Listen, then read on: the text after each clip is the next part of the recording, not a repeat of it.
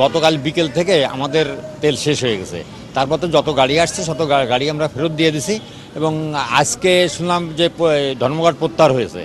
এখন প্রত্যাহার যদি হয় তাহলে লোড হচ্ছে, তার লোড শুরু হলে গাড়ি সিরিয়ালে এখান থেকে যাবে, কিছু গাড়ি ওখানে আসে, লোড হতে গাড়ি ফিরে লোড দিয়ে আসতে পাম্পে তেল আনলোড করে তা তেল প্রসেস করে দিতে আমাদের সন্ধ্যা নাগাদ 5টা 6টা এরকম হয়ে যাবে। এখন আমি তো তেল নিতে এসে বিপদে পড়ছি, যে সবসময় এখান থেকে তেল নিই, কিন্তু আজকে তো তেলই নাই এখানে। আর আমি যাবো হচ্ছে এখন ঝিকরগাছা, আমি ঝিকরগাছা প্রাইম ব্যাংকে চাকরি করি আর কি। তা এখন যদি এরকম ভোগান্তির মধ্যে পড়তে হয় তাহলে আমরা কিভাবে চলবো এটাই তো বুঝতে পারতেছি না ভাই।